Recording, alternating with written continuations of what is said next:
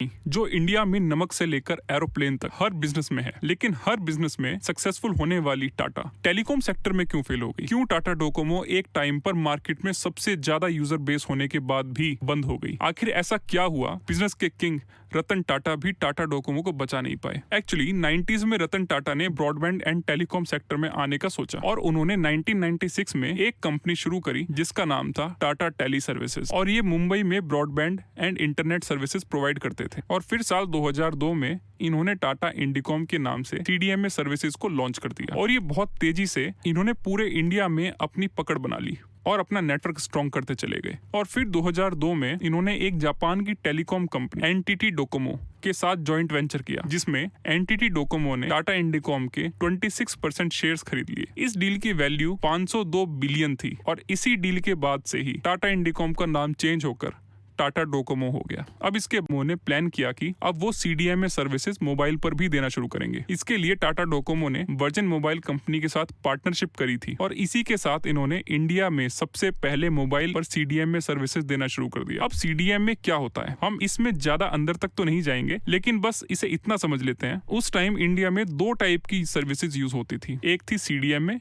और दूसरी थी GSM। अब GSM की फुल फॉर्म होती है ग्लोबल सिस्टम फॉर मोबाइल और CDMA की फुल फॉर्म होती है कोड डिवीजन मल्टीपल एक्सेस। आपको याद होगा जो CDMA फोन होते थे उसमें आप सिम कार्ड चेंज नहीं कर सकते थे, आपको एक ही नेटवर्क ऑपरेटर की सर्विसेज यूज करनी पड़ती थी। लेकिन GSM फोन में ऐसा नहीं था, आप मोबाइल से सिम कार्ड निकालो और दूसरे फोन में डाल लो या दूसरा सिम कार्ड डालो और ये फ्लेक्सिबिलिटी थी। दूसरा, CDMA नेटवर्क के साथ एक प्रॉब्लम ये भी थी कि आप कॉल और इंटरनेट एक साथ यूज नहीं कर सकते थे, लेकिन ऐसा GSM नेटवर्क में नहीं होता था। आप कॉल और इंटरनेट एक साथ यूज कर सकते हो जैसा कि आजकल हम करते हैं, लेकिन CDMA नेटवर्क के अपने एडवांटेजेस भी थे, जैसे no call drops. CDMA network में हाई क्वालिटी कॉलिंग एक्सपीरियंस मिलता था। इसमें अगर आप एक बार कॉल कनेक्ट करते हो तो जब तक आप कॉल डिस्कनेक्ट नहीं करोगे तब तक आपकी कॉल कटती ही नहीं थी। लेकिन GSM में ऐसा नहीं था। अगर GSM नेटवर्क पर ज्यादा ट्रैफिक है या ज्यादा लोग एक ही टाइम पर कॉलिंग के लिए एक्टिव होते हैं तो GSM में कॉल अपने आप ही डिस्कनेक्ट हो जाती थी। Second, security. CDMA टेक्नोलॉजी में यूनिक कोड डेटा एनक्रिप्टिंग होती थी,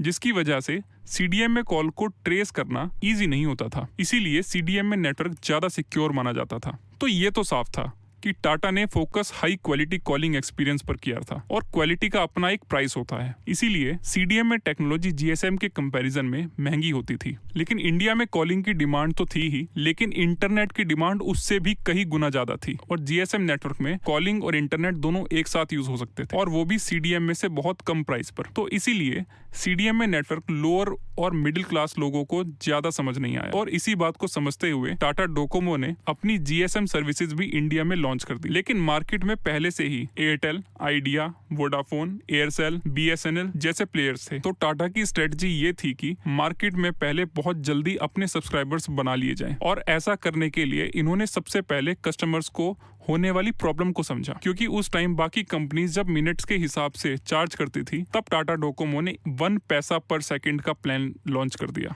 और पूरी टेलीकॉम मार्केट में धूम मचा दी। और इसी वजह से कुछ ही दिनों में टाटा डोकोमो के यूजर्स बहुत तेजी से बढ़ने लगे। एक्चुअली उस टाइम अगर कोई 1 मिनट 2 सेकंड की कॉल करता था तो बाकी कंपनीज उस कॉल के पूरे 2 रुपए चार्ज करती थी, लेकिन टाटा डोकोमो उस एक्स्ट्रा 2 सेकंड के केवल 2 पैसे ही चार्ज करता था, जिससे लोगों को बहुत फायदा होने लगा। अब क्योंकि बाकी कंपनीज के यूजर भी टाटा डोकोमो में शिफ्ट होते जा रहे थे, इसलिए बाकी कंपनीज ने भी 1 पैसा पर सेकंड का प्लान लॉन्च कर दिया और इसी वजह से इंडिया में हर साल 1.5 करोड़ मोबाइल यूजर्स हर साल बढ़ते जा रहे थे, जो दुनिया के किसी भी देश से सबसे ज्यादा मोबाइल यूजर्स ग्रोथ थी। इसके अलावा ये एक पे पर साइट का प्लान भी लेकर आए, जिसमें लोगों को सिर्फ उन्हीं वेबसाइट्स के लिए पैसे देने होते थे जिन्हें वो ज्यादा यूज करते थे, जैसे फेसबुक। तो अब यहाँ पर टाटा डोकोमो के यूजर्स तो बढ़ते जा रहे थे, लेकिन इनके साथ साथ एक चीज और बढ़ती जा रही थी, वो थे लॉसेस। क्योंकि टाटा हाई क्वालिटी सर्विसेज बहुत ही कम प्राइस में दे रहा था, जिसकी वजह से इन्हें लॉस हो रहा था और कई साल तक ये कंपनी कंटिन्यूअस लॉस में ही चलती रही। और इसके बाद इंडिया में 2G स्पेक्ट्रम केस सामने आ गया, जिसमें टाटा ग्रुप और यूनिटेक कंपनी का नाम भी लिया गया था, जिसकी वजह से कंपनी पर इसका नेगेटिव असर पड़ा। और इसके बाद जब NTT डोकोमो ने टाटा डोकोमो के बिजनेस को पूरा पूरा एनालाइज किया और देखा कि जब से टाटा और डोकोमो की पार्टनरशिप हुई है तब से कंपनी को कोई भी प्रॉफिट नहीं हुआ है और ये लॉस हर साल बढ़ता जा रहा है। इसीलिए 2014 में एनटीटी डोकोमो ने टाटा के साथ अपनी पार्टनरशिप को खत्म करने का डिसाइड कर दिया और इसके लिए डोकोमो ने टाटा को 6 महीने का टाइम दिया कि या तो टाटा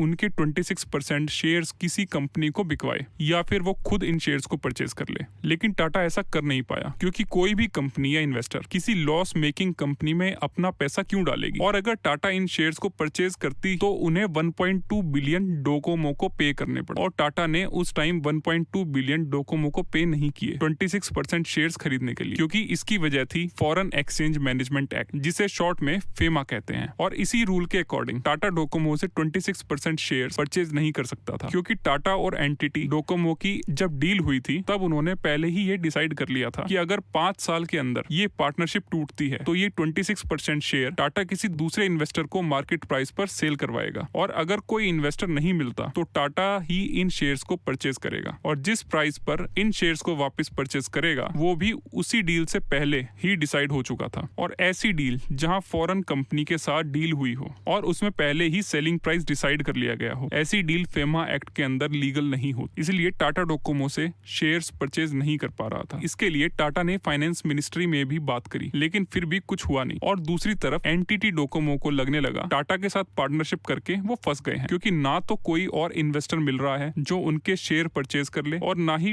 टाटा उनके शेयर्स परचेज कर रहा था। एक्चुअली डोकोमो को तो बस ये दिख रहा था कि कैसे भी करके टाटा से अपने पैसे निकलवाने। इसीलिए एनटीटी डोकोमो ने यूके की इंटरनेशनल कोर्ट ऑफ आर्बिट्रेशन में टाटा टेली सर्विसेज के अगेंस्ट केस फाइल कर दिया और काफी टाइम केस चलने के बाद एनटीटी डोकोमो केस जीत गई और यूके की कोर्ट से ये फैसला आया टाटा को अप्रोक्सीमेटली 8,000 करोड़ एनटीटी डोकोमो को पे करने पड़ेंगे। लेकिन अभी बात तो वहीं की वहीं थी। फेमा एक्ट की वजह से टाटा एनटीटी डोकोमो से शेयर परचेज नहीं कर पा रहा, इसलिए परेशान होकर टाटा दिल्ली हाई कोर्ट गया और दिल्ली हाई कोर्ट से फैसला टाटा के हक में आया और टाटा ने एनटीटी डोकोमो को $1.17 बिलियन पे करके डोकोमो के 26% शेयर्स को बाय बैक कर लिया था। और फिर कुछ टाइम तक टाटा टेली सर्विसेज ने अकेले ही मार्केट में टेलीकॉम सर्विसेज देने की कोशिश करी थी, लेकिन जब उन्हें कोई प्रॉफिट होता हुआ नहीं दिखा तब उन्होंने सोच लिया था कि अब वो इसे कंटिन्यू नहीं करेंगे। अब फाइनली 2017 में टाटा टेली सर्विसेज एयरटेल में मर्ज हो गई, जिसका फायदा एयरटेल को भी हुआ, क्योंकि 2016 में जब जियो मार्केट में आया था और जियो ने फ्री अनलिमिटेड इंटरनेट देकर रिवॉल्यूशन ला दिया था, तब एयरटेल भी अपने कम होते हुए यूजर्स के चैलेंज को फेस कर रहा था। और फिर जब टाटा के सभी यूजर्स एयरटेल में शिफ्ट हो गए थे तो एयरटेल को इसका बहुत फायदा हुआ था। तो ये तो सबको पता है कि टाटा टेली सर्विसेज बंद हो गई, लेकिन जापान की कंपनी डोकोमो, अभी उसका क्या हाल है? एक्चुअली डोकोमो आज जापान की सबसे बड़ी टेलीकॉम कंपनी है। तो आपको ये वीडियो कैसा लगा कमेंट्स में जरूर बताइए और please like and subscribe. Look over.